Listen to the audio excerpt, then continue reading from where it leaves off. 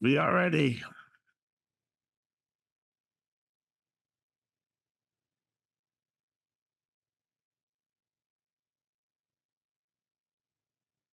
All right. Good morning, good afternoon, and good evening, wherever you may be. Thank you for joining us. Another episode of Catching Up with Jacob. And here he is, back on the other side of the Atlantic after his long tour here in the West. Jacob Prash. How are you, Jacob? Jet lag, but well in Jesus. How are you? Hey, man, doing well, brother. God bless you. Thank you for being with us. And I should say on the West, but you're also in the Far East. So welcome back. Far East, we were in Australasia, we were in the USA, we were everywhere. Well, welcome back, and get to have. I'm sure the believers there get to have are glad that you're back. Yes. So God bless you, brother. And David Lister in the South. You spent some time together with them, but he's back in Tennessee. Back in Tennessee, the great state of Tennessee. Oh, as David likes to put it when he meets somebody, the free state of Tennessee. Just make sure it stays free. Yeah, that's right. As long as we can keep it free. Amen. Yeah, we got a good representative, good senators, and good governors. Great for Governor Bill Lee. Absolutely. Davey, down under, you don't have a good MP, but nonetheless, we still pray for the leaders there. But Davey, how are you? Doing good, thanks, and good to be with you all. Yeah, God bless you. God bless you, brother. Thank you. And Jay, we have to suffer behind enemy lines. How are you? It's good. Good here in California.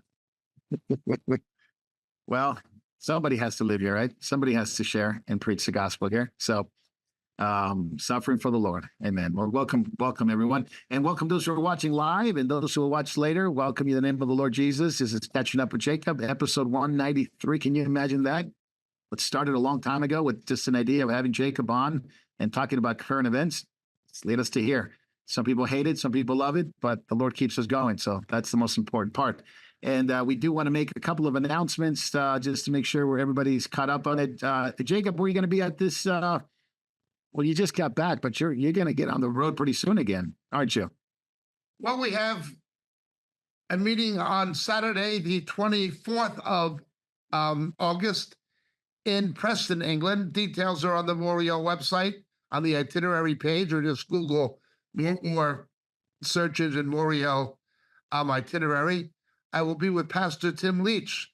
Also on the 25th, I'll be with Pastor Mark Jackson in Hyde at Moriel Affiliated Church in Hyde, which is on the outskirts of Manchester. Next month, I will be in Brno in the Czech Republic. Yeah, that's going to be awesome. That's going to be great. That'll be great. I've been there before, but never been invited to speak there before. This will be my first time there. And then, of course, further on, we have a visit coming up the last weekend of October. I am due to be in Northern Ireland, in Belfast and in Newton Abbey. Those details will shortly be posted on the internet, but it will be at Orangefield Crescent, Agape Christian Church, Christian Fellowship, and it will also be with Pastor Stephen Tremble at Calvary Pentecostal Church in Newton Abbey. That'll be the last weekend of October. And we're also doing a rather large men's meeting in Northern Ireland. Oh, that's awesome. Last Friday of October. And then hopefully there'll be a meeting in Donegal as well. That is still being looked at. But all the dates are either posted or will be posted. Amen. On the Moriel website. Jacob, when was the last time you were there? In Ireland? Yeah, Northern Ireland. Oh, less than a year ago. Okay. See, it hasn't been that long. Yeah. Good. Well, I'm sure they'd love to have you there, and praise the Lord for that. And looking forward to Jacob. Have you been to Bulgaria? You haven't been down there in a while, have you? Not in a while, no. But I have been to Bulgaria, and I've spoken in Bulgaria. Yes. Yeah, some good believers there. Some good believers there. Awesome. Praise the Lord. As long as we can keep Jacob going, keep praying for him, pray for his health, and pray for continual teaching God's word throughout the world. We also continue on our podcasts, and we also continue on being on different channels. We do have one channel that I'd like to mention that it's been around created, but it's called Moriel Chapel. It's been renamed, so we're going to have our Bible studies there. We're transferring our Bible studies there, and Memorial TV will continue to carry current events, prophecy, and things of that nature. So we're going to, as you're going to continue to hear, Memorial Chapel Bible studies are going to be on that channel. More information, we'll put links all over the place so people don't miss it. But that's coming up, and it's sounds like a pretty good idea. We're on Twitter, we're on Vimeo, we're on Telegram, we're on Memorial.tv, memorialtv.org. We are on Facebook, and of course, we're on YouTube, and we are on Rumble, which keeps getting attacked all the time. But by God's grace, I continue on showing our videos, and we're very thankful. And we're on X, formerly known as Twitter. Find us there on Memorial TV. We put some interesting stuff there, and not only interesting stuff, we're going to probably have some new stuff coming up that we'll be able to record directly onto X. So they're doing some good stuff. Davey's keeping me up to date on what they're doing. They do want to challenge YouTube, so it's becoming a good thing. And yes, people have criticism about being on social media and being on platforms everywhere. There's always a level of threat being in any of these platforms and social media. But it's an opportunity to get the word out at this point. And while we have what we have, we continue to use them. Maybe in the future we won't have them, but we have them now. So let's use them for the glory of Jesus and the preaching of the gospel and letting people know what time is it. And right now, well, before I do that, anything else, Dave, Lister, Jay, or Davey, anything that we had to forgot to mention at all in terms of announcements? Actually, I just have one request too. If you live in Victoria or Australia in general, there's 2 court cases coming up. Please keep in prayer. They both deal with medical practitioners who are suffering for their faith. They could be landmark cases here, especially the one in Victoria. So please keep Dr. Jereth Cock and Joanna Howe in prayer. I think Joanna Howe's in South Australia, but they're under fire for basically expressing their Christian beliefs on. I think Dr. Jereth just posted something that was pro-Christian on social media, and he's had his what do you call it, license taken away. So please keep them both in prayer and for a good outcome for their court cases. Praise the Lord. Thank you, Davey. Absolutely. Can we post that up? Can you guys, Davey, can put a link on that on our chat, and maybe we can put that up on our Facebook page and let people know to pray, because that's a very important case. When are those cases, Davey? Oh gosh, let me see if I can find the dates quickly. Yeah, don't worry about it. If you can't find it, I think they're coming up pretty soon, but I forgot what dates they're coming up. One is in Victoria, and the other one is in, was it New South Wales, or they're both in South Australia? Oh, it is South Australia. Okay. Yep. Amen. Well, we're going to keep those in prayers, and lots of believers. This coming week. This coming week is. Oh, it is this coming week. Okay, yeah. So definitely need to put that up. And if you can put that on the link, that'd be great on a chat. People can find out more about it, and we need to keep that in prayer for sure. Just like we keep other believers in prayers. Other doctors are being under attack. Pastors are being under attack. Teachers are being under attack. Jacob, it seems like the whole world is under the power of the wicked one, which it is. And what Scripture says. Lightning is good because he knows his time is short. Absolutely. Having said that, so is ours. We need to get the work done to prepare the way for the return of Jesus. So, Jacob, on that note, let's catch up. Hostages have not been released. Day 300 since October 7th, and this war began when Hamas attacked Israel. 1,200 Jews were killed. Lots of captives, lots of hostages, over 200 of them. We don't know how many are alive. Some are Americans. I know that I was thinking of the 2 babies, the 2 redheaded babies that I forget their name. I think the one's name is Ariel, and the other one, I don't know if I wrote it down. Maybe Spur, Kfir. I don't know how to pronounce that. But we have to pray for them and continue praying for the Jews who are still being held hostage. Day 300, nothing's been done, Jacob, by the UN, the U.S. Nothing has been done by any American citizens being held. That's right. There's about 40 of them. Officials of the CAIR, the Council of American Islamic Relations, most recently their leader in San Francisco branch, has made statements that are pro-Hamas after the October 7th attacks and abductions. Of course, CAIR had its praises sung by George Bush. And of course, 3 times the FBI associated the leadership of Hamas with CAIR with Hamas fundraising, with fundraising for terror organizations, and the CAIR is still allowed to function and exist with both the blessings of Rhino Republicans, represented by the House of Bush, and of course by the Democratic Party. This is what's going on. The week of the attacks, last October, within the first week, the Kamala Harris, Joe Biden White House began warning about Islamophobia in reaction to the attacks, and warning about the plight of the people in Gaza. Right from the beginning, we have to remember it is a political charade when they pretend to have any pro-Israel disposition. That's purely politics. What they say and what they do are two different things. Never pay attention to what a politician says. He's lying. Pay attention to what a politician does.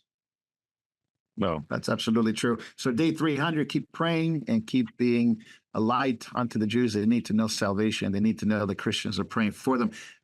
Jacob, the past week, I wasn't on last week, but the past week, I was in Texas and we're hearing reports.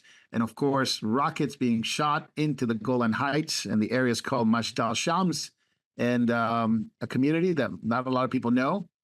They would consider themselves Arabs, according to what you were telling me. The Druzes and 12 children that were in a football field, were killed by a rocket coming from Hezbollah. And that has made the Druze community, absolutely in shambles. They're torn, they're mourning, and it's an absolute mess. Israel has said that they will avenge, like they would have done if the Israelis were attacked. And it's a community that has been very, very close to the Israelis up in that area. They're Israeli. The Jews are Israeli citizens. Yeah, they're Israeli citizens. I'm saying if they were Jews, yes, they would have retaliated the same way. So that's Jews, the Christians, the Druzes themselves, and even some moderate Muslims are absolutely shocked by absolutely. Yeah, absolutely, especially dealing with children. So this missile hit 12 youngsters. Other people were hurt, and so now it began a series of events that has led to, of course, the assassination of Ismail Haniyeh, the head of Hamas, who usually lives in Qatar, but he was wandering in Iran for the inauguration of the new president. Yes. And other ones were killed too. Zadeh, Hadith Zadeh, which is RRGC from the Iranian military, and also Faoud Shakur. Jacob catches up on those three events. Shakur had a $5 million reward on his head from the United States. He was involved in the killing of the United States Marines, the bombing of the Marine barracks during the Reagan administration. You had a tremendous cock-up with Reagan and the commandant of the American Marines. They were left in vulnerable positions. Caspar Weinberger was really a disgraceful person, corrupt. He should have went to prison for some of his other crimes, but he wasn't prosecuted, unfortunately. And Weinberger and the Reagan Defense Department left these Marines in a vulnerable position. Not only that, there was an incident where Reagan's Marines pulled guns on the Israelis to protect Syrian terrorists in the name of a ceasefire. And some people believe that what happened was a ramification of the actions of the Reagan government. It was a total horrible situation with what happened. It was the fault of Ronald Reagan and his administration in part. Nonetheless, Shakur was the primary planner of what happened. And he's had a price on his head for $5 million. Well, the Americans never got him, but the Israelis fortunately did. They also got Diab. Diab was found in a tunnel in an air attack, a subterranean attack by the Israelis following an airstrike, and they identified his remains. And the Hamas leadership tried to deny he was killed, but now it's clear that the Israelis did get to him. What is really interesting is that Ruhi Mustafa, was rumored to have been killed or eliminated in Saudi Arabia. Now, that would be incredible, and it's, of course, being played down for political considerations. But if the Israelis got him in Saudi Arabia, that would be a fantastic coup in itself. But getting Diaz and Anaya and Shakur all in the same week is fantastic. I just hope that they get Nasrallah. They really need to take out Nasrallah. And of course, the second member of Hezbollah, the second one in command in Hezbollah, you got the senior member of the RRGC, and now you got Naya, which is obviously most people consider him the head of Hamas, all already been eliminated. And of course, has led to this event now, which Iran, Hezbollah, and as well as other organizations, terror organizations, as well as Syria, as well as Iraq, all and Erdogan in Turkey. Yeah, Erdogan in Turkey is blowing his war horn.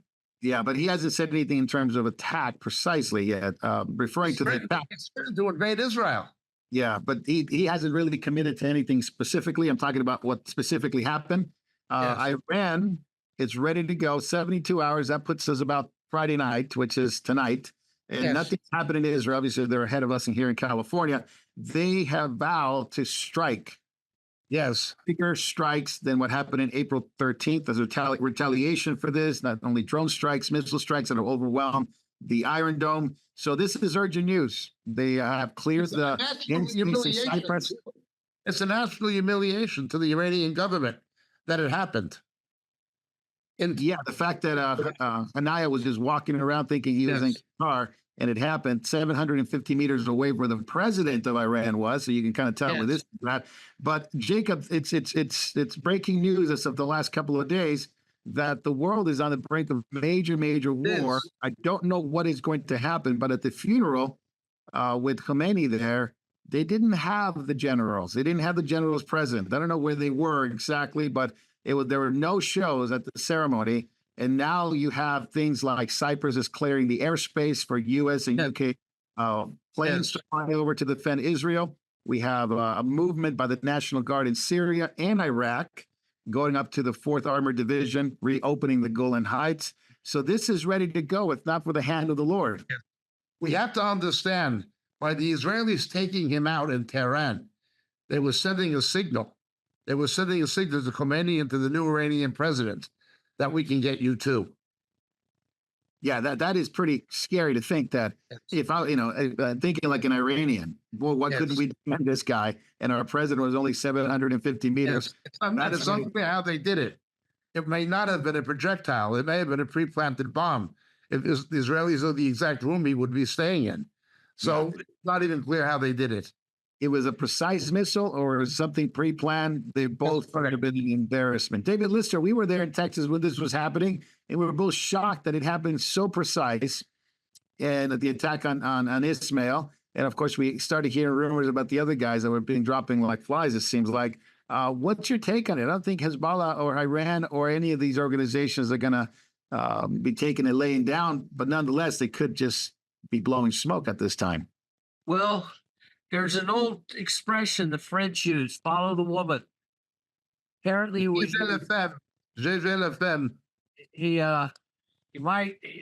believe that he was at his mistress' place when this happened, and they took care of the problem. A honeypot. It was they call it a honeypot. All right. Follow the woman. Interesting. Which many a man has fallen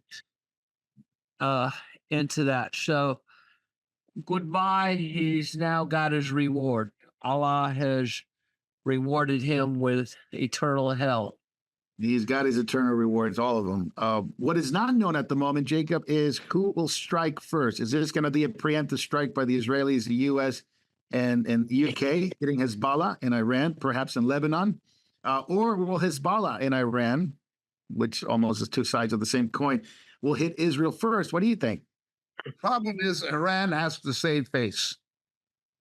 What is probably happening is secret negotiations somehow through third parties. Do this, but don't do that, and the Americans will try to restrain the Israelis as long as you don't do such and such, and so forth. They've got to make some kind of a cosmetic response in the very, very least. I personally think the time for cosmetic responses are over. This should have been ended a long time ago. The Israelis need to kill Nasrallah in Lebanon, as they killed Shakur in Lebanon. They need to make it clear, as Mr. Netanyahu has, that we are going to respond to any further attacks on Israel, and say what they mean and mean what they say. The main problem here has been the Biden administration pandering to Iran as usual, and playing both sides. This is the problem. According to the intelligence community, Israel is contemplating a preemptive strike because they believe Hezbollah/Iran will certainly do a retaliatory strike. So they believe they need to strike first. So which happens first, I don't know. But you see paramilitary going into the Golan Heights. Yeah, but you never know when information is leaked. Is it part of the intelligence game? Is it part of the posturing? You can never tell. Part of the smoke screen in war. So the big movements that we can say there are big movements up in the Golan Heights. There's big movements in Cyprus, which has obviously been the place where even Israel has gone into to fly over Cyprus. So, but that brings Turkey into the mix. That brings Greece into the mix. So, did contemplate. One thing that could happen is maybe Henry 5 episodes ago. In the aftermath of the Yom Kippur War, Henry Kissinger forced Israel to withdraw from certain peaks of Mount Hermon. And that is where the Syrians have deployed today, at Mount Hermon, and at the base of Mount Hermon. It would be a pretense response for the Israelis to recapture those peaks that Kissinger twisted their arm and made them give up to the Syrians. Yeah. That would be interesting. That would be interesting. Now, Lloyd Austin came out earlier today and says we will defend Israel, as well as the U.S. State Department. A lot of talk. Let's see what happens. But nonetheless, British Airways, United Airlines, Delta have all stopped flying into Tel Aviv.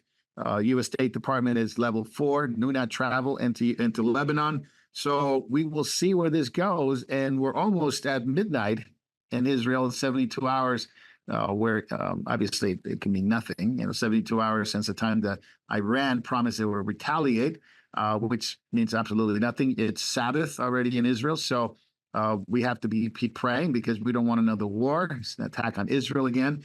And but the most critical part to Jacob, outside of what's going on in Israel, it's what the economy of the world would look like with a war. Iran said they will shut down the Strait of Hormuz. That's about 25% of the oil into the world. And here in the States, that would mean that a lot of things would cost a lot more money, not only gas, but groceries and the transportation of goods. Already with a weak economy, already with the job market today. Jacob, what do you think? Everything's red today. I'm looking at the stock market right now, and a lot of red, a lot of maroon, a lot of brown, nothing green. The job market looks bad. Payroll changes look lower and lower, so there's less workers on the working in the U.S. economy. $300 a barrel. That doesn't sound like a good thing, but what do you think? I think it would not be as bad as it was had the United States remained energy independent. That's first of all. Secondly, if the United States had acted against Iran when it should have, and not funded Iran, they would not be in a same capacity to do this. If Israel was not being restrained by the Harris-Biden administration, and they were allowed to level Karg Island, they could permanently or semi-permanently eradicate Iranian oil exports on their own right. The United States Navy, in 8 hours, destroyed more than half of the Iranian Navy about 12, 15 years ago. They could do so again. The problem has been the weakness of Obama and the weakness and the corruption of Biden and Harris. That is why Iran has this potential to do these things. That is why they're able to animate the Houthis. That is why they are able to do what they're doing by proxy with Hezbollah and Hamas. We may thank Biden, Harris, and Obama for this situation. It did not have to come to this. They could have been incapacitated. Yeah, and I think that's part of their plan. And part of their plan is to continue on with the Harris. David Lister, payroll Last night we were discussing it, just how bad it is going to get. And we got the answers, the BLS report. In July, 114,000 payrolls were added. So it's a huge miss from the expectation, huge drop on the market from June to July. This is the lowest since maybe December 2020, which we were dealing with another thing at that time, which it could happen again. I'm not saying it is, I'm saying it isn't, but it could happen again. But we have to deal with what we have today. Job market is down, the economy is down, people are pulling out, people are shorting things.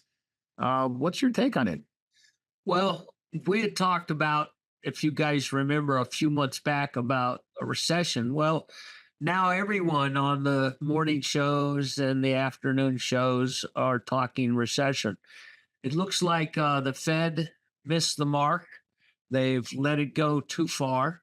High interest rates, the economy is definitely slowing down. Because and one of the things is that every job report that they've had for the last 6 months has been revised downward. Okay. And a lot of the jobs that we actually made after the healthcare industry, the biggest job maker was the U.S. government, you know. And on top of that, the U.S. government has something like 94% of its employees that are full time working from home. So that shows you that they may not be as useful as they say. But and we were also spending $2 trillion more in debt this year so far. So you've got all these pressures on the economy, overspending by the government, downward pressure of jobs falling off. The earnings for everyone are really low and unexpected. Amazon, they were down last time I looked, I think 12 or 15%. I can't remember, because they're predicting, well, they got bad earnings the second quarter, and they're predicting even worse the third, which means that people are not buying goods. Why? Well, inflation. Inflation is still here. People's money is getting shorter and shorter all the time. And so therefore they're having to cut back. And so that's where there's much pressure there. So, and we are a consumer driven economy. And so this is hurting everything. The market is taking a beating today. It took a beating last week. And then look, even though the past month, the market says it was up and reaching record highs and everything, but it was a very minor amount of stocks. Most of the market was going down, so, and people probably have seen that in their 401s and are in their stock portfolios, that they haven't been doing as well. The first part of the year was actually pretty good, but not this part. So we're looking at some really downward pressure. The margins that people are making on all of these companies are coming in very low. Thus, everything's pulling back. Some people saying that the market is even overpriced as much as 50%. So that could be a very bad pullout. We're actually in what's called a correction already, 10% down already. And I think we're in for a bumpy ride. So you're saying we should short the market, right? Well, I think that's the best that's going on right now. That's what I'm understanding, David. That's what I'm it's this, but also, if you own some gold, you're probably liking it, so it's gone. And all kidding aside, it would hit 25.17 today, which is a record, but I think it had fallen a bunch towards the later part of the day. So not sure where it's at now, but it's still pretty high. So silver is taking a beating, but Bitcoin had dropped a couple thousand. So even though there's great talk about the digitals doing well, they're shaking a little bit right now. And then also, the market and buy Bitcoin, right? That's what you're saying, since it's a low price. well, they lost last time I looked today, they were down like $3,000. So I don't know. Perfect. That's a good time to buy. Yeah. So, but then some people are saying, that, you're having all these big companies where all the money's been going to, they're going down into correction. So now's the time to buy them when they're down, when everybody's running away, get in. So I'm going to look at that myself. That's But, right. but we also have one other thing, is that the coming cuts by the Fed. September, They're right? made now whether we knock it down 50 basic points right away in September, or we just do a bunch of 25 every month till we get it down, coming down all the way to January of 26, back down to the 3 percentile range. So if we can hold off a recession somehow, maybe you can afford to buy a house in the future. Yeah, that's true. And I don't mean to make a joke about it or anything like that, but it is a terrible thing. But people do make money one way up or one way down, unfortunately. And David, you and I were discussing earlier about as people forget and they begin to fear. Remember, the Lord's in charge of our own personal economy, and I don't want people to misunderstand, but our own personal economy. And so we see these things happen, yet the Lord is in charge. And when panic's on the street, the believer is supposed to be looking up and looking to Jesus and looking to his word. Go ahead, Jacob. I agree with what David Lister said. Unemployment is up now to 4.3%, and they're lying about that. And if it wasn't for government job creation, it would be substantially higher, with the Dow taking a plunge by 500%. And a lot of shares, even blue chips, not looking well. However, we always try to look at the developing tide of world events in light of scriptural principles and scriptural prophecies. We, all of us, I think, pretty much believe that it was an act of divine intervention that protected Donald Trump from being killed. And it's beginning to resemble a deep state hit, but that's another issue we may be able to talk about. However, I think it was divine intervention that protected him.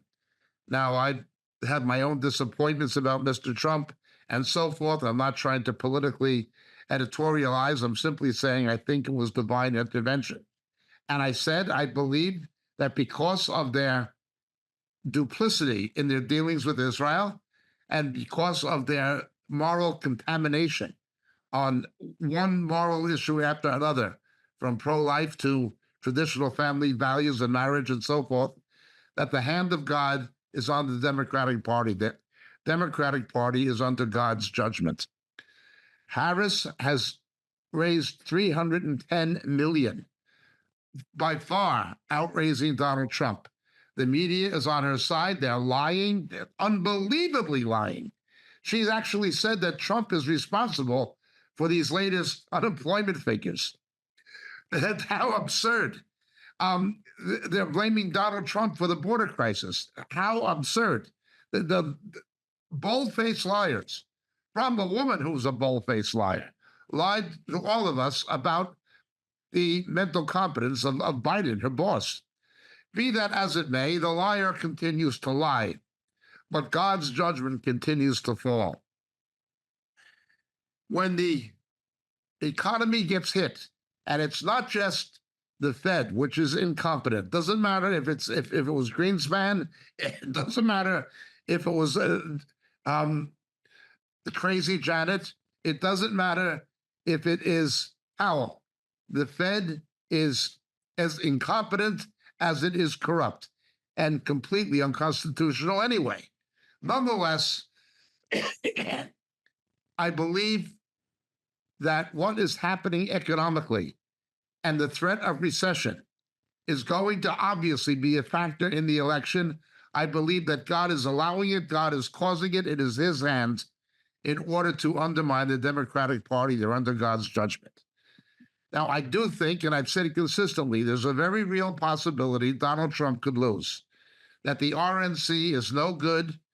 It's no better than the DNC. But I do believe the Democratic Party is under God's judgment, and there's a spiritual battle going on. Not that I'm prophesying that Mr. Trump is going to win. He could lose. However, I do see God's hand in this. I see God's hand in preserving his life. I see God's hand in the death of Sheila Jackson Lee. I see God's hand in the calamity that surrounded the Biden withdrawal from the election. And I see God's hand in what is happening economically and with the unemployment figures. I do see it as God's hand. Nate Silver, the statistician, said now the election is no longer favoring Trump. It has become a draw. And of course, most of the polls are rigged. Not all of them, but nearly all of them are, of course, rigged. We can't believe what any of these people are saying, pretty much, limited exception. However, that's not important. It is only important what it says in Daniel chapter 2. He establishes kings and removes kings. I have no doubt that the Democratic Party has made itself the enemy of God, and God has made himself the enemy of the liberal establishment and the Democratic Party. There's going to be a judge on the media, on corporate America, and there is a judge on the liberal establishment. You are seeing a declining viewership in the mainstream media. For the first time of independent, Newsmax was number one of digital news, of digital television news. Newsmax was number one. MSNBC, CNN continue to decline. They're not going to recover. The networks are stagnated. We are seeing God's judgment, and I believe it is going to come on Google, and it's going to come on Alphabet, and it's going to come on Meta. To what degree, I don't know, but I have no doubt that God is going to use the economy to damage the Democratic Party. It will inevitably affect the electability of Harris. But the main thing is to pray. The main thing is to pray that that wicked, wicked woman, that daughter of Satan, is not elected. Yes. I would like to add one thing Okay, go ahead. Go ahead, Jim. to what Jacob has to say. As much as the judgment is falling on these companies, as much as it's falling on the media, upon Hollywood, upon even the Democratic Party, as the judgment of God falls on them, I would also caution these entities are also being demonically activated. There are demonic forces that are definitely moving these corporations, these institutions, and it goes both sides. Within the government itself, I believe that there is a demonic animation that is happening in both the deep state, left and right divide. When you have the moral relativism on both the Democrat and Republican side, you see them all kowtowing to the same nonsense that any 5-year-old that hasn't been brainwashed could say, that's a woman, that's a man. And yet now you have the Republicans playing that same game. That's all. Yeah, I'm waiting for David. David, did you have something to say? I think you wanted to say something about Ismail Hanaya. Oh, I'm all good. I'm all good. You're all good? Okay, never mind. Now, Jacob, back to you. The another vassal state of the Iranians is, of course, Venezuela, and that is a chaotic state now. Although, despite the election sham that happened over the weekend, they have announced that the U.S. State Department, Anthony Blinken and his has decided to announce that Edmundo Gonzalez, the guy that was opposing Maduro, he's now the president. He's now the president. So it's going to create maybe some stability because it is driving into chaos. The police officers and people rioting on the street because they don't want Maduro anymore. And my question is not only the chaos that's going on in there, how would it happen? How will it turn out? But Venezuela was largely a vassal state, of course, of Iran, terrorist organizations, China, And Russia. And now there's a change in leadership. Now there's a change in government, and I don't know if Maduro's going to let it go. He's, he worships Hugo Chavez and his 666 and all that stuff. But I wonder if he's going to let it go, or he is going to vacate, or he's going to continue to get the support of Iran and Russia and China. They'll try to support him if they can. The question is, will they be able to because of the economic situation in Venezuela? The only one who could save Venezuela would be Biden, who's also already threatened to lift sanctions under certain conditions. He actually was willing to enable Maduro to stay in power under certain conditions. That is how corrupt their own government is. Maduro is definitely in trouble.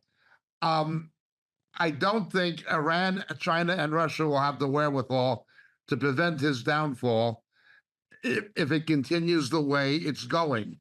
But he could have been brought down already. He could have been brought down already. Now we're beginning to see something. Mr. Milei in Argentina, he's doing a good job. He's blessing Israel. God is going to bless him. He will, given enough time, get the inflation in Argentina under control. And Argentina, which is a naturally wealthy country, can see its economy evolve from what was done by Galtieri and the Peronistas and everyone else. He La Junta. Yeah. make a difference. That could be a turning. We've seen Latin America going to the left in Bolivia. We've certainly seen it in Central America, in Mexico, in Brazil. Big time. It may be turning now. It may be turning now. Latin America is always in a state of flux. Yeah. It's always in some kind of a state of flux. And I think the tide could possibly be turning if Maduro falls. Yeah. He was a bus driver. He doesn't know anything about, I'm not demeaning anybody who drives a bus for a living, but he's not an economist. He doesn't know what he's doing.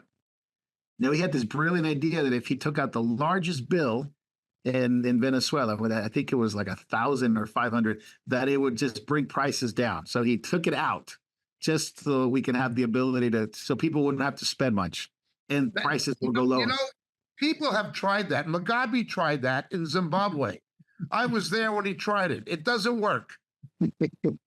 So my concern, of course, Jacob, is having another base, another Iranian terrorist base, which if they've been down in Venezuela, they've emptied their jail cells just like Fidel did. They're sending all these migrants, illegal migrants and terrorists into the United States.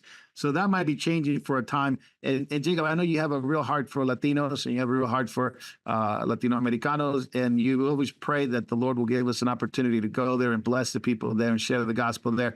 May the Lord give us that and open doors to go in that direction, because things may be changing in some places. Rain in one place, we're not raining in another place. Right. But again, it shows you what socialism does and communism does. It turns a rich country into a poor one. That is the saga of what Allende did in Chile.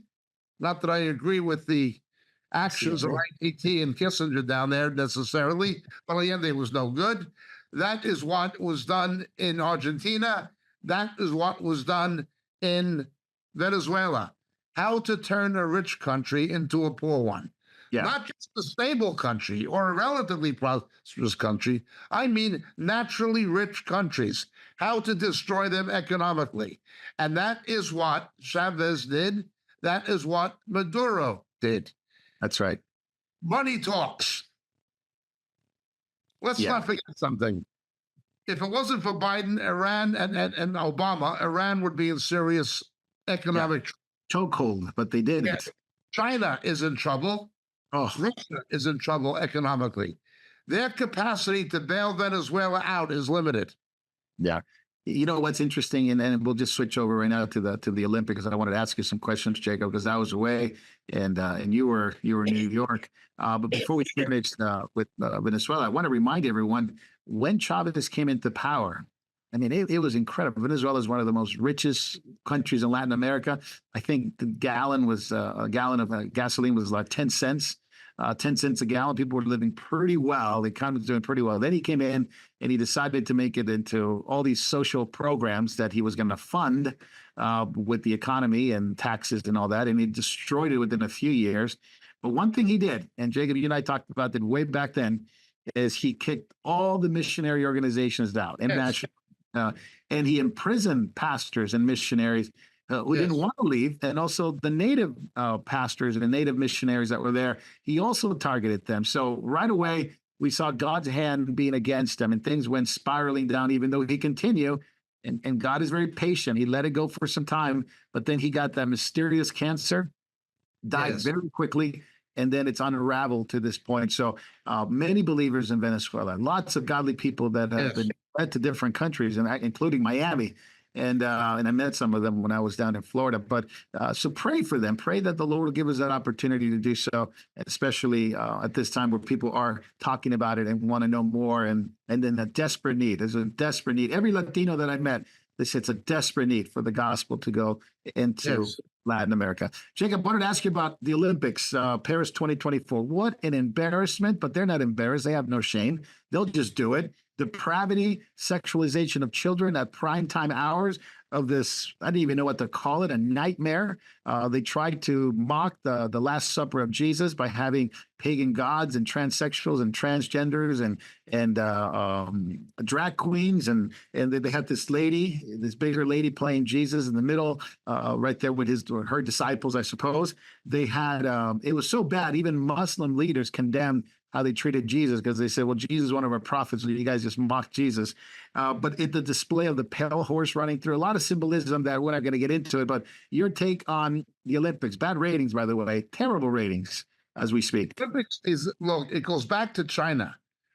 When Beijing was allowed to host the Olympics, and Beijing lied about everything, including free communication. When they had that little girl who was the singer, but they didn't like her teeth, so they voice dubbed her with another. I mean, they lied about everything. And so, what did the International Olympics Committee do? Reward them with the Winter Olympics. You rewarded China for lying to the world. The Olympics, they're no good. They need to be replaced, or at least boycotted out of existence. The Prime Minister of France, not the president, the Prime Minister, and the foreign minister said Israeli athletes are not welcome. Now they What? came, but he actually said that they're not welcome to come Wow. to France. He said that publicly. He didn't have the political punch to enforce it, but he said it. Right away, God's judgment comes on it. They That's tried to say that it was portraying a pagan ancient Grecian feast, Yeah. not the Last Supper. And there was more than 13 people in it, where Da Vinci's Last Supper only has 13 figures. It had more than that. I don't think that anybody can deny that it was at least trying in some degree to parody the Last Supper. And then they've apologized for it. Well, I don't want your apology. I don't want anything from them. I hope this turns into a money-losing fiasco from which the International Olympic Committee never, ever recovers. I think it should be replaced by another Olympics, another Olympic organization. We should get rid of the one that exists. It is, Yeah. it is made two not just mistakes, too many bad policy initiatives over too many decades. They need to go. What happened to Russia with the boycott when the after the invasion of Afghanistan? And one of the few things that Jimmy Carter ever did that showed any integrity or gumption. I think that should happen to all the Olympics. I hate them. I don't like them. I like sports. But when you have a biological male getting in a ring with a woman, Yes. punching her out, and she quits after 45 seconds, now, I don't agree with women boxing anyway. But even if I did, to put her in a ring with a biological male and she quits the fight after 45 seconds, I hope the feminists like what they've done, because I blame the feminists as much as I blame the Olympic Committee. This is what happens. Women in sports is one thing. Men pretending to be women in sports, well, this is the kind of world the feminists wanted. This is the kind of world they got. Anything a man can do, you can do. Well, let's see you get in a boxing ring with one. It's horrible. It's horrible. You've got to let men, biological men, go into showers and locker room facilities with women. You've got to have a woman fighting a biological male. A male punch is 162% stronger than a female punch on average. Yet, against all scientific reality, he can call himself a woman and fight a woman. This is the Olympic Committee. This is how sick and absurd it has become. What kind of a woman can compete under those circumstances with a male athlete in any sport, virtually? Yeah, we brought into best swimmer of women is a male. Best boxer, a male. The best weightlifter, a male. These are in women's sports. Best bicyclist, a male, or at least with XY chromosome, which is how I measure, who's male, who's female. So almost every sport, this is just basically open abuse of women by every phase of every part of government, every part of sports, every part of the world. Women are taking the hits, man, and they fought against this, but now they don't know how to get out of this unless they all stand up and say, "Hey, we're not going to compete against them."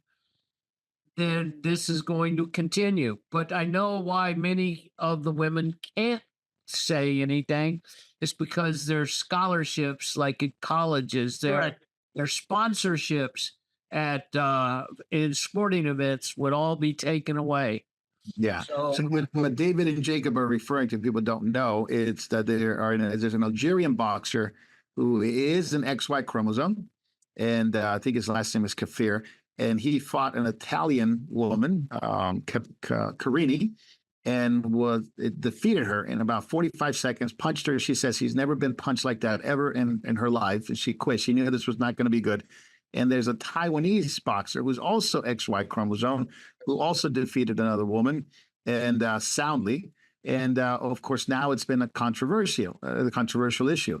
These men claim, or these boxers claim, that they are women, but they are XY chromosome, yet they have a DSD, basically a differential disorder development. So basically, they look like males, but they are females.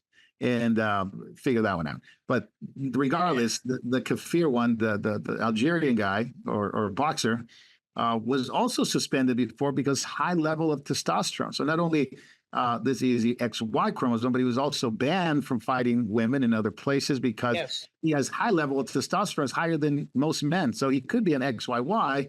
In that case, I don't know about the Taiwanese guy, but he claims to be the same thing. So that's what's being allowed. The Olympics came out and they made the statement. The Olympics committee said that they don't check for biology that way. They check through passport. So whatever is on the passport, that's where they compete. So the passport says female, they'll go to the female side. If it says male, they'll go to the male side. So they don't get into the DNA side of the story. They figure out the countries themselves where they come from have to figure that one out. So if you haven't watched the video, please do, and I guess don't look away because there's really no such thing as fake documents anymore.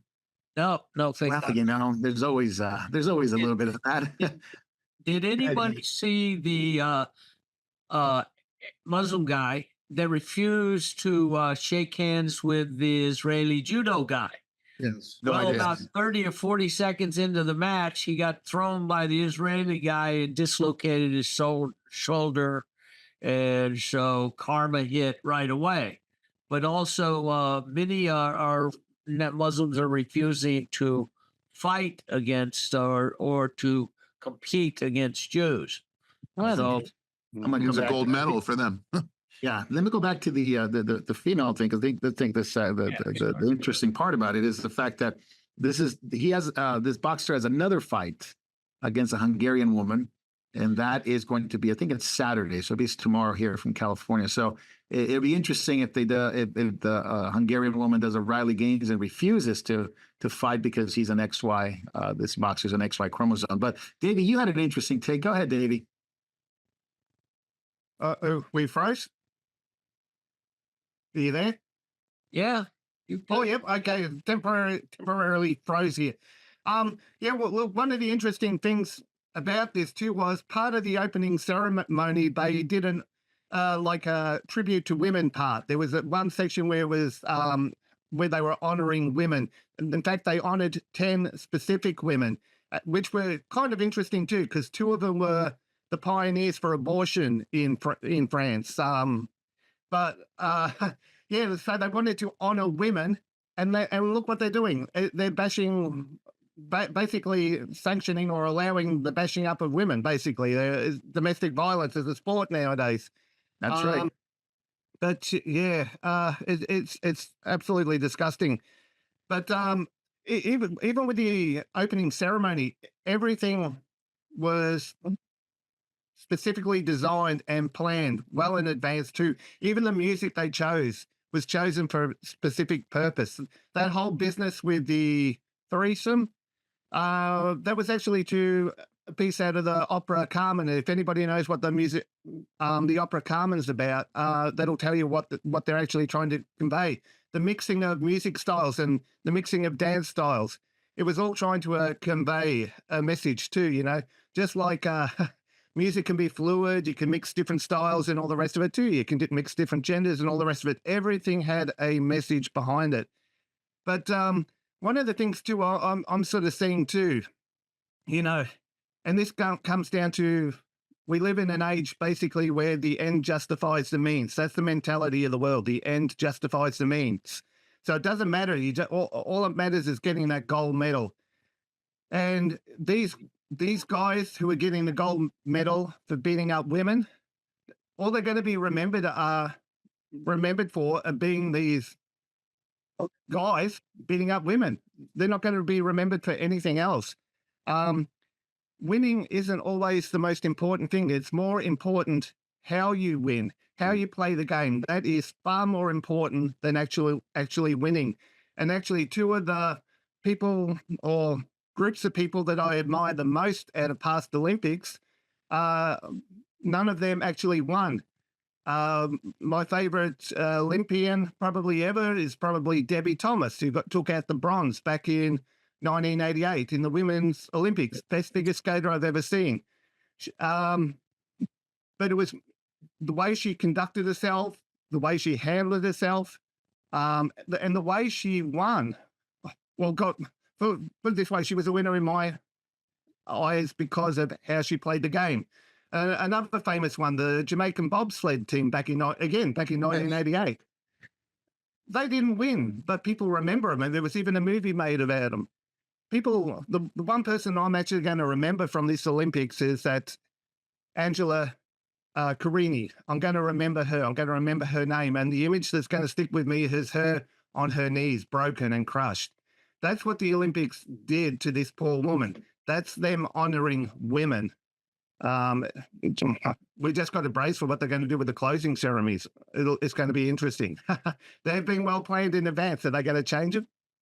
Yeah, this is all done in the name of pageantry and worldwide fame, and bottom line is they hate children because they sexualize them and they groomed them, and those images were there. I mean, this was prime time for kids to watch it, and there's nothing more horrific and perverted than that. And they hate women. And look at that, Davey, you're right. It's Olympic sport. It's to domestic violence on women. It's an Olympic sport now. So it's perversion, it's abuse, and it's being paraded as something wonderful that brings the world together. But if that's the world, they can keep it. They can keep that world. You're saying all this now, but wait until the Olympics are held in Los Angeles. I mean, Sodom in 4 years. Then you're really going to see something. Oh yeah, it's ramped up. I remember the 2012 in London, how they did that monster and that figure and all the anti-biblical images, anti-Christian images, and now it's here. 2026 is going to be 2028. Sorry, it's going to be even worse. So speaking of the UK, Jacob, I don't know if you've seen this documentary, but it's called Silenced. It is produced by a independent journalist named Tommy Robinson, in which he speaks about how everyone in the UK, including himself, is being silenced about the real issues that are going on in the UK. Now they have a new Prime Minister, Stammer, who brought out his statements created by the WWF and basically condemned British citizens that are opposing the what's going on in Southport and what's going on in other places. But this documentary is very interesting. If somebody hasn't watched it, please do. Protests by British citizens, 35 cities, more coming. It's a national thing, even though Southport is in the middle of the country, a little bit north. And now they want their country back. And now it's perhaps the globalists don't want to give it up that easy. And the Muslims, certainly in those countries, don't want to give it up that easy. But I'm going to turn it over to Jacob. Jacob, the killing of those 3 girls in Southport and what unleashed from there is the protest of British citizens, and we want our country back. But they're being silenced by by ITV, Channel 4, the BBC. They're not getting the word out. We can only see by independent journalists what's really going on. And unless you live there, you won't be able to see it. But no, they don't want mass migration, legal immigration. They don't want these no-go zones. They want their country back. And Stammer comes down and says, we're going to put the Hooligan Act on you, and we're going to surveil you, facial recognition, if you are protesting. Over to you, Jacob. Well, what you have here, Tommy Robinson, his real name is Stephen Yaxley Lennon. And I would urge people to just watch online his interview, the interview he had with Jordan Peterson. It's well worth watching. And the film is Silence is well worth watching also. But his interview with Jordan Peterson encapsulates what's really transpiring in Britain, which has ramifications for other countries. We have to remember that Britain still has influence transatlantically on the United States. It has influence on Australia, New Zealand, and in various Commonwealth countries. So it's not just Britain, it's British influence. Britain still does carry influence internationally because of the English language and so forth. Be that as it may, this African immigrant, Axel Mugnea Ruta Kubana, he stabbed 8 children, murdered 3 little girls in Southport, which is basically a retirement community north of Liverpool, an area I know very well. I've been to Southport many times. I've taught Bible studies in Southport. Not the kind of place these things would normally happen, but every little town and village is being invaded. Above all has been the Islamic invasion. You have video clips of Muslims saying, we're going to kill Jews. We're going to find Jews and we're going to kill them. And the police standing there and doing nothing, while they threaten to murder Jewish people. In Rotherham, Muslim gangs, criminal gangs of Muslims, were pimping off underage English girls. And the police were prevented from doing anything by Labour Party politicians. People have had enough. You had the failed policies of the last conservative government, which was not really conservative. That opened the door for Starmer to get in, who's a socialist. What you have is what you have in the United States, only a British version of it. The same is Garland and his not-so-fine FBI, the Federal Bureau of Intimidation, were putting Christian parents on terrorist watch lists because they objected to the homosexual indoctrination of their children, young children in schools. And the response of the Department of Justice and the Department of the Department of Justice and of the FBI, Federal Bureau of Intimidation, which is just a political Gestapo now. It needs to be dismantled and gotten rid of. You have a British version of that. The people who are standing up against these immigration policies and against this toleration of radical Islam that beat an old World War II veteran from D-Day within an inch of his life from walking through a Muslim neighborhood because it's their Islamic turf that they're claiming in the name of Islam. A lot of British people have had enough of this. Nigel Farage warned there would be a reaction. And if Labour wins, the reaction would happen quickly. Well, so far, Mr. Farage has been deadly accurate in what he's saying. There were protests in 35 cities. This weekend, there are an additional 19 cities. But of course, the British government and the mainstream media, the BBC, which is bias, blasphemy, and cowardice, are saying that these are right-wing extremists. most of them are not right-wing extremists. All they are is British patriots who are tired of Islamic bullying and intimidation. And they're tired of the parasitism of immigrants coming from Muslim and African countries taking social benefits away from British citizens. The corrupt British government has now designated 117 million pounds, like $180 million to mosques to protect themselves from British extremists, as they're calling them. Well, Muslims are allowed to parade through the streets and say we're hunting down Jews to kill them. It's an outrage, and there is a reaction. And this reaction will continue.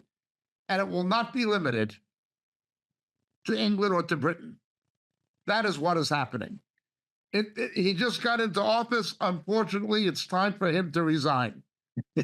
No, I agree, Jacob. The fact that they're doing all this and they pull out the Hooligan Act. This Yes. law has been in the books, maybe not that long, maybe in the 80s they pulled it off, in which they're allowed to ban certain things, ban certain banning Yeah. order.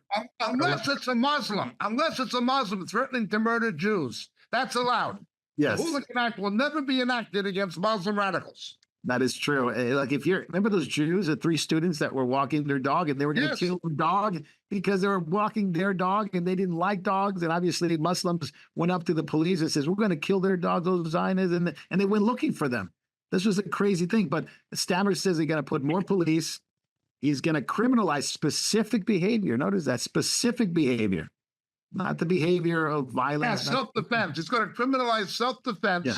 defense of your family, and defense of your country from radical Islam. That's what he's got to criminalize. National defense. Yeah, increased surveillance and monitoring. So more of that. It's if you haven't had enough of that. If there are legal and ethical concerns that are brought up by someone, if you're threatening them, you can bring that up. In summary, it's a universal application of the football hooligan laws, but it's going to be used on citizens, on patriots, and of course believers who don't agree with what's going on there. And it's going to be a significantly increase in control. More and more control from the British government. So it's going to curtail freedoms and maintaining the order. Yes. Facial recognition will be everywhere if it hasn't been. But welcome to the Islamic State of Britain. That's what we have. That's what we have. And it's a shame. Pandering to Islam. That was the legacy of George Bush in America, certainly of Obama, certainly of Biden and Harris, and certainly of Starmer in Britain. Yep, absolutely. Jacob, but the same thing that we see in Britain and a change of election, a change of government, could that happen here where maybe not a change of government, but a continuation of this here in our country? We got U.S. elections. The fundraising of Harris has far outpaced anything Trump has done. And within 24 hours, which was kind of there's some shenanigans there. She brought in millions of dollars, $200 million or so in $100 million in 24 hours. But in 24 hours, she raised that much. It is $81 billion, in 24 hours. So quite a bit of money coming in. The war chests are all open. Silicon Valley is all open. They're funneling money into Harris, even though they're using, what is that organization that they use? The Think Blue or whatever they call it. I don't know what they call it. Act Blue, I think. Act Blue. Act Blue, which is known for a lot of money laundering, let's put it that way. And thank God for guys like James O'Keefe, who's able to uncover some of this stuff. You should watch some of the undercover videos that he's done. But when confronted, they all don't have anything to say. But bottom line is $310 million by Harris, $139 million by Trump. Jacob, first question. Are we supposed to believe that Harris is that popular? No, of course not. It's being politically orchestrated by the mainstream media, by Silicon Valley corporate interests, and by the Democratic Party and by the deep state. Of course, she's not that popular. I point to the film just released by James O'Keefe again of DNC Chairman Joyce DeSera stating that Kamala Harris is, quote unquote, weirdly unpopular. Yeah, but I think we have to assume that Biden did not want to be pushed out. And in response to being pushed out, he pushed Harris in his place, knowing she would be the weakest candidate, which Barack Obama did not want her, because Yes. Barack Obama knew she would be the most defeatable. But now they're stuck with her, and in their desperation, they must do anything they can to promote her. I watched one corrupt imbecile. He was an imbecile, but he was corrupt. He was corrupt, but he was an imbecile, saying that we should stop talking about her past. We should forget about her past. Can you imagine somebody running for president of the United States and you're supposed to forget everything about them? Such as the fact that she lied. She lied pathologically that Biden was compos mentis, knowing he wasn't, knowing she lied. Yet this means nothing to MSNBC, nothing to Joy Reid, and nothing to Scarborough, nothing to Chuck Gerard. I'm not Chuck Gerard. What's his name? Todd. Todd. Was a singer, musician. Nothing. It means, yes, sorry, Chuck. I know Chuck is a nice guy and is a good musician. It means nothing to them. The fact that she lied and is a proven liar, a pathological liar. She lied and lied and lied about Biden's mental competence. And we're supposed to overlook that. Yeah. You're supposed to vote for a liar, a proven liar. And if you don't ignore the fact that she's a proven liar, you're a racist. No, you're an idiot and a racist. David Lister, we know some people that are behind the campaign there of Harris, and she definitely poses a threat, but she's got a couple of people that are pulling the strings there, besides the Obama, besides the Valerie Jarrett and Eric Holder. She got some family members that are actually quite evil, but quite astute. Well, her sister's a pretty smart woman running the campaign. Many say writing her speeches. She's doing a good job with reading her speeches. She seems like she has the capability of doing that, but as soon as you put her in front of a camera and to answer questions, sorry. There you are. As soon as you put her in front of a camera and ask her a question, she goes into the word salad, mumbling, and she was with Biden, who looked like he was not quite there with the prisoner exchange. She had to explain everything, and she gets in these loops, and you can't figure out what she's actually saying. Yeah. You know? Yeah, it's kind of like, we're here with China, and, China and the U.S. have to come together because that's where we're here. And anyway, that's the reason why we need to come together. Yeah, and it's interesting. She had that big thing that we can overcome our past. I think if you remember that. But that unburden ourselves from the past. What can be unburdened by what has been. Yeah. Yeah, well, that's a Marxist chant. Yes.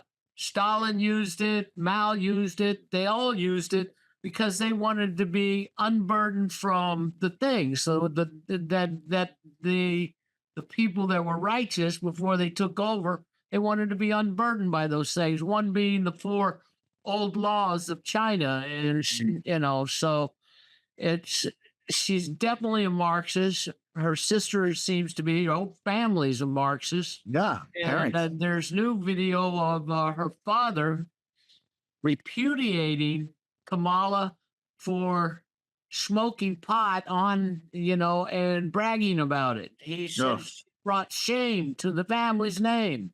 Oh, man. David, let me ask you this. Does she represent a threat to winning the election?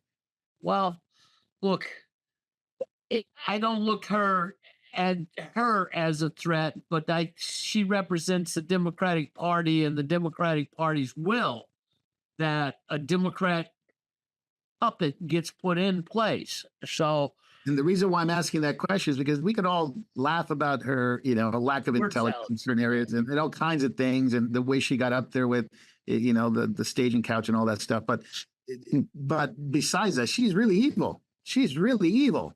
And Yes. so when somebody is that evil, no matter how stupid they may be, you have to take them seriously. And I wonder if the GOP is not taking her seriously, and people are saying, well, she's so dumb, she can't win, because all of a sudden, No. the smart money is running to her. It's 53 cents on the dollar, if you want to put it in betting terms.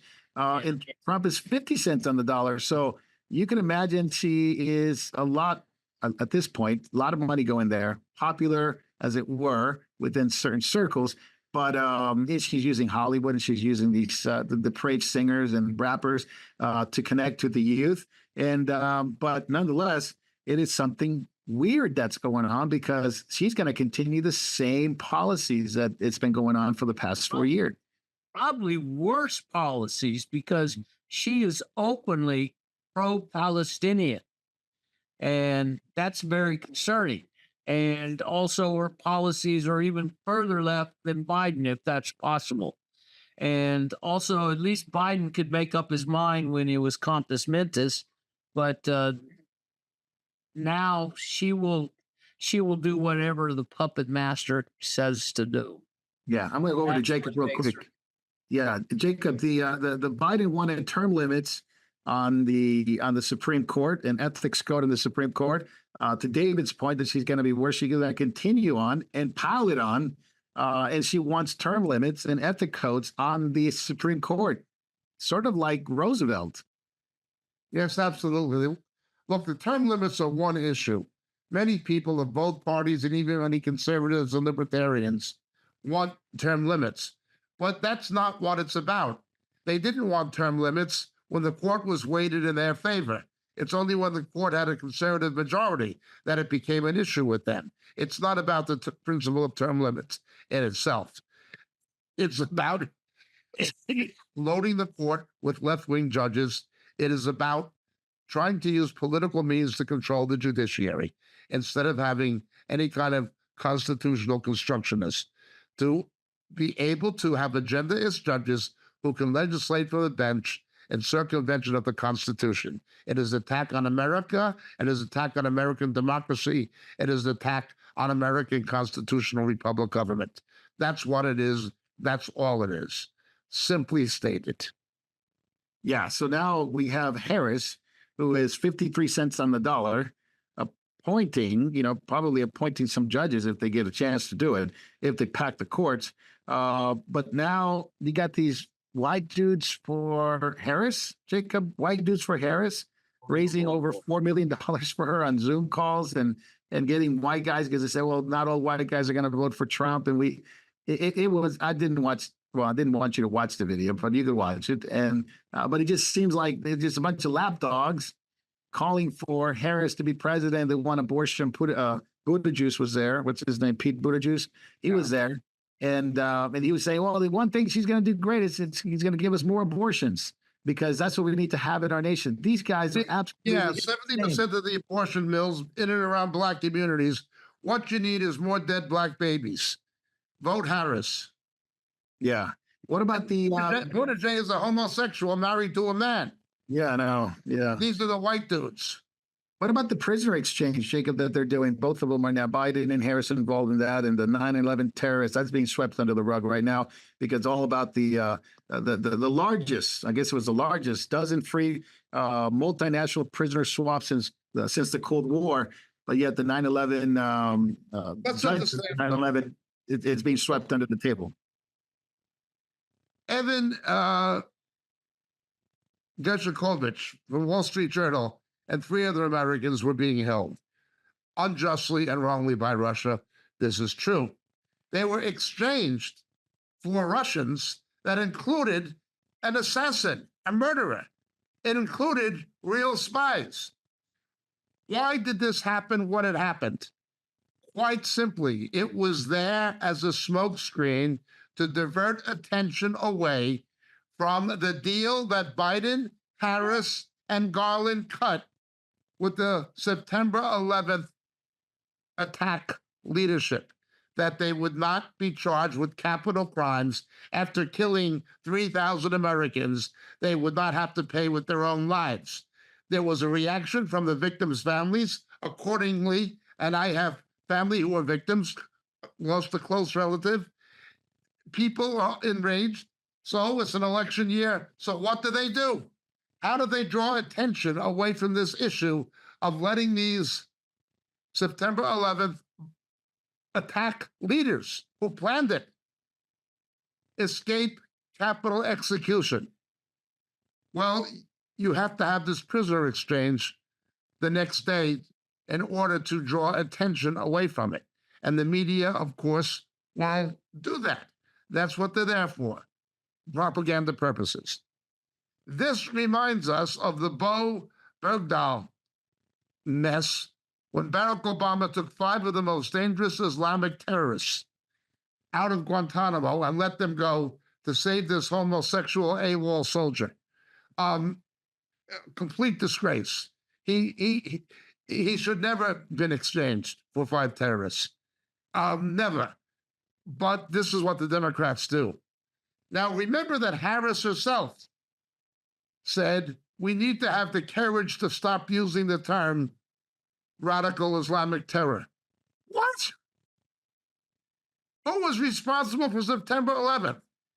We need the courage? No, you need the brains to call that woman what she is. One of the few people who has called her what she is the Afro-American television judge, Joe Brown. I respect Joe Brown. He was on TV with some interviewers from the Black American community.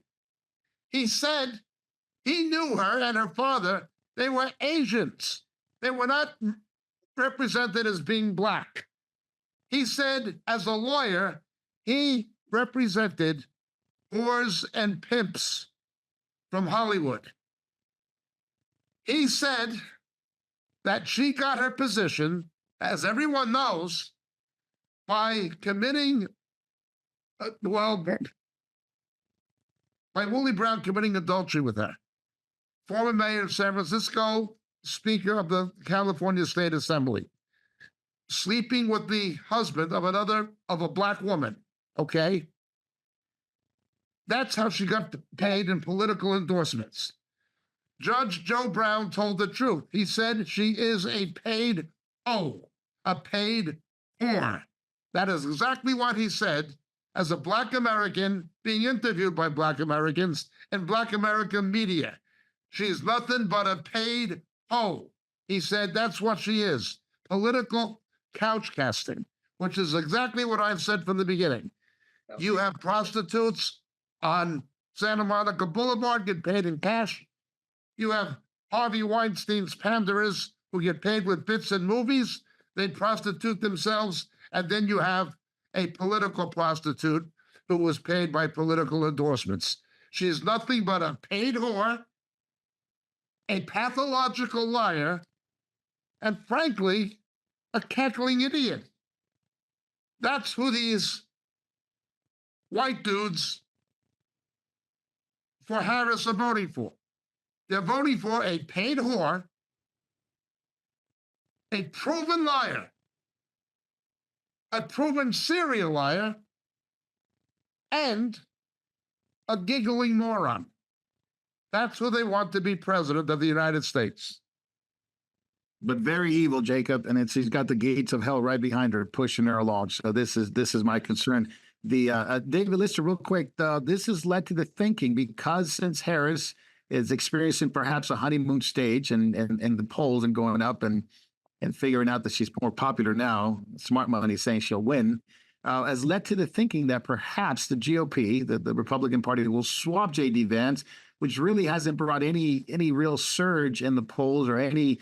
It stayed flat, relatively flat, maybe a little bit down since he became vice president or announced to be vice president. What do you think? They're going to swap him out? Maybe somebody that can counteract Harris? Well, it would be a rough job to do. You know, that would be very politically. I mean, I know Schreiber was swapped out during the time when Dukakis ran, and he lost very badly because people said, you picked the wrong guy. So it's a very dangerous move. But also, the thing is that as soon as Biden, as they coronated her, all the media went for her. So it seems like, this coronation of her to be the president is just getting all the publicity. So right now they've got this period where they can adjust maybe and then get JD back on track. But it's going either way. It's going to looks like going to be a little bit tough. No, it's going to be, yeah, really tough. And plus the media outlets, the social media working Yeah. really hard. Then you mentioned Maya Harris, and that's all being done by by the side of her family to promote her as evil and as incompetent as it is, but nonetheless, it's still evil.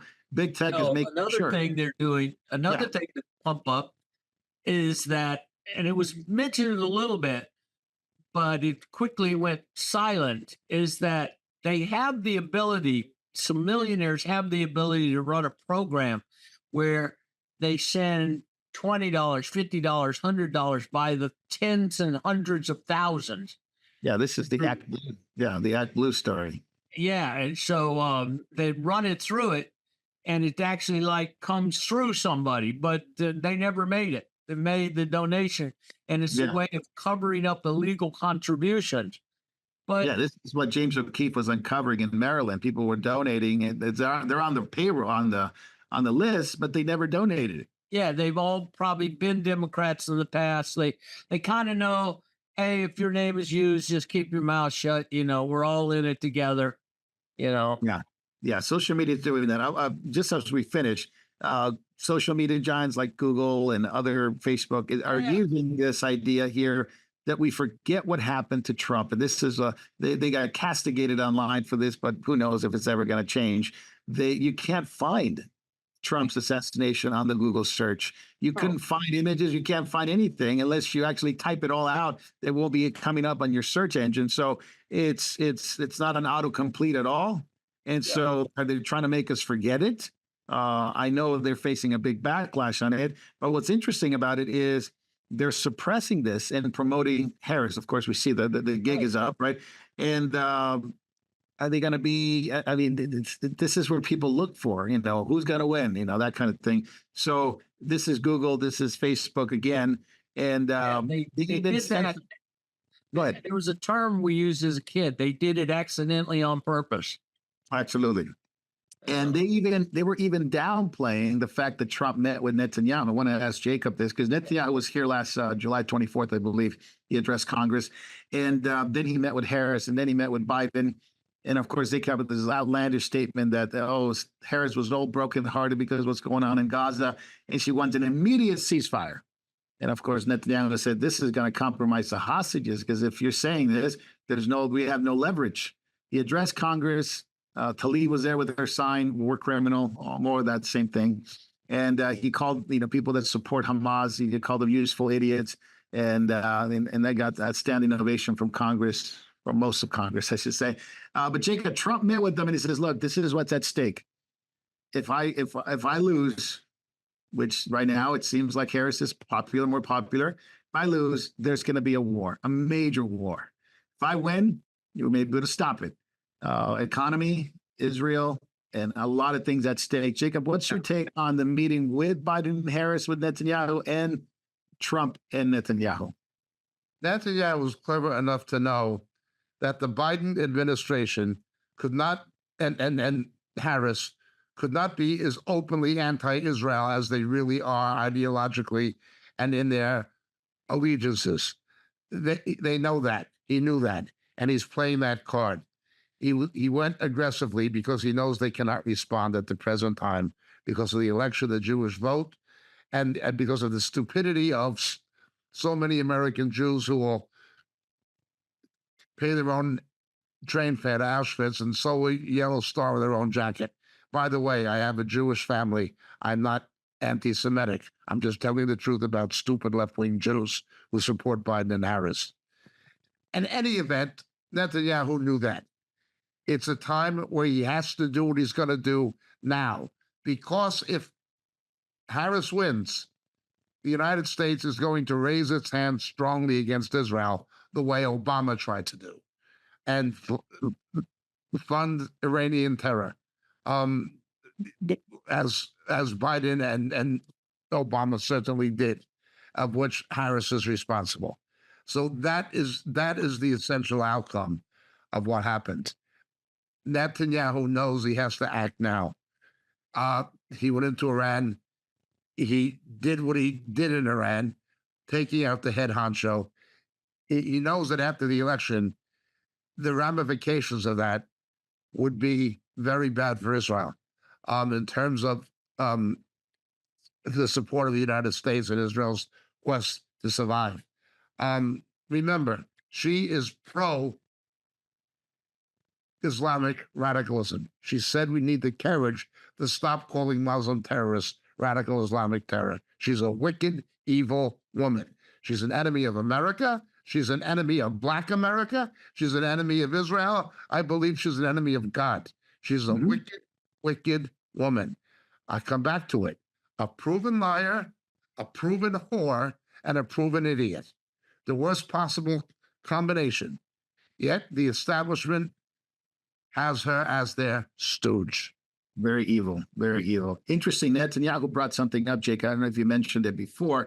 It's the idea of creating a NATO-like alliance in the Middle East with the U.S. and Israel and other nations in there. I thought it was really interesting, bringing this up at a time like this where they need some kind of alliance, and we don't know where the Harris-Biden administration will be if they happen to win. The Obama administration, part 3, would happen to win. But I thought it was interesting that he called for that kind of alliance right now at a critical junction in Israel's history. What do you think? I think it's an interesting proposal, but I don't think it's likely to happen anytime in the near future.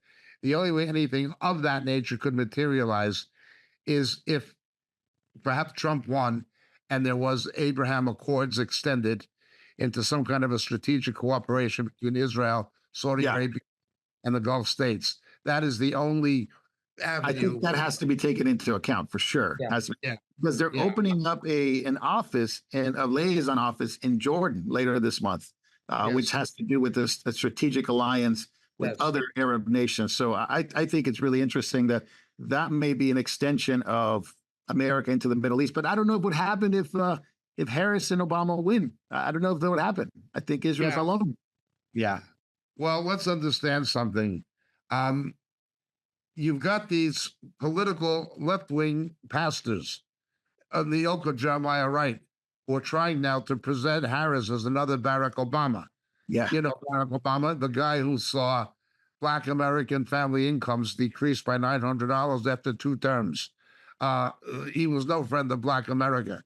He bailed out the Wall Street banks. What did he do for his own people? Put them on the breadline? That was Obama.